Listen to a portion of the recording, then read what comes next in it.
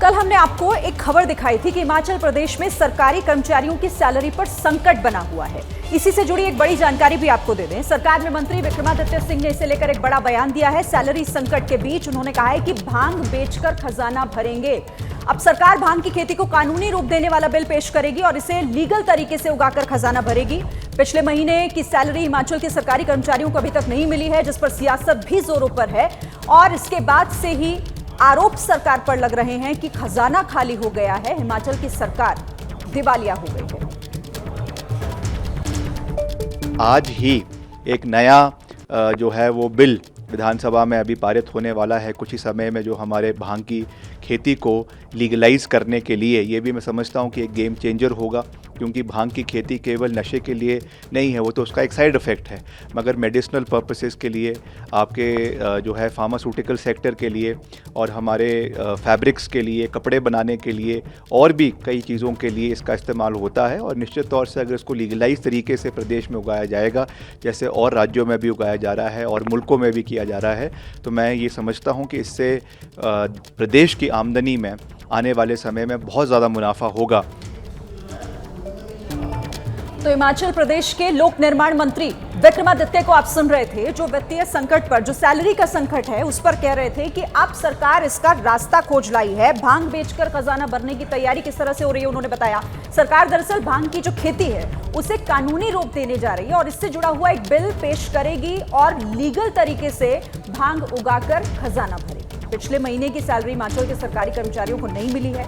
परेशान है सरकारी कर्मचारी और विपक्ष को एक मौका मिल गया सरकार को गिरने का।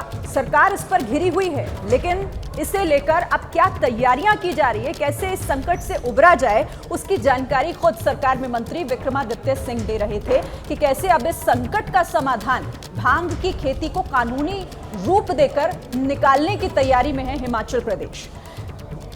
तो वित्तीय संकट का आरोप इस वक्त जो लगाया जा रहा है विपक्ष की तरफ से, मुख्यमंत्री हालांकि कह रहे थे कि वित्तीय संकट नहीं है, दरअसल कुछ सुधार हैं, वित्तीय सुधारों की वजह से सैलरी में देरी हो रही है। और इस पर बात करने के लिए हमारे साथ हिमाचल प्रदेश के पूर्व मुख्यमंत्री जयराम ठाकुर हमारे साथ जुड़ गए हैं। जयराम जी, स्वागत है एबीपी न्यूज पर आपका। आप लोगों की तरफ से आरोप लगाया जाता रहा कि वित्तीय संकट है, सरकार का खजाना खाली हो गया है, खजाना भरने की तैयारी कर ली है। विक्रमादित्य जो मंत्री हैं सरकार में, वो कह रहे हैं कि भांग की खेती को अब इस संकट का समाधान बनाएंगे। देखिए, ये सारी बातों को लेकर के कई बार मुझे लगता है कि इतना मजाक नहीं करना चाहिए, हल्के में नहीं लेना चाहिए और ये बातें व्यवहारिक नहीं है। जो चीजें भांग की खेती के कारण अभी तो सारा उसमें जो प्रोविजन हमारे पास कानून के मुताबिक है, अभी तक उसके लिए ये प्रोविजन है ही नहीं। और जिस तरह से वो बात कर रहे हैं, तो आने वाले समय में जब तक होगा तब तक किसी प्रदेश का क्या होगा ये सोचने का विषय है। लेकिन हिमाचल प्रदेश में ये हालात पहली बार बने जब कर्मचारियों को 4 तारीख बीतने के बावजूद तो सैलरी नहीं मिली, पेंशनर्स को पेंशन नहीं मिली। तो इसलिए सारी चीजें, अगर कांग्रेस पार्टी का नेतृत्व यानी कि गवर्नमेंट जो है कांग्रेस पार्टी की, वो दोषी है और जिस तरह से कैजुअली वो लेती रही, उन्हें मालूम था कि प्रदेश में संकट है, आर्थिक संकट है और इस संकट के रहते समय रहते कुछ कदम उठाने की आवश्यकता थी, लेकिन नहीं उठाए और इसका परिणाम आज कर्मचारी और पेंशनर पूरा प्रदेश भुगत रहा है। ठीक है, तो जिस तरीके से जयराम ठाकुर आप लोगों की तरफ से एक और आरोप ये भी लगाया गया कि दरअसल इस वक्त जो राज्य सरकार है वो वित्तीय संकट से जूझ रही है, लेकिन जो मुख्यमंत्री हैं सुक्खू, वो कह रहे हैं कि ये वित्तीय सुधारों की तरफ जो हमारे कदम बढ़ाए जा रहे हैं उसकी वजह से देरी हो रही है, बाकी आप लोग सिर्फ माहौल बनाने का काम कर रहे हैं। देखिए, बिल्कुल जो मुख्यमंत्री जी का बोलना रहता है वो हमेशा राजनीतिक भाषा बोलते हैं और गलत बोलते हैं, झूठ बोलते हैं, गुमराह करते हैं।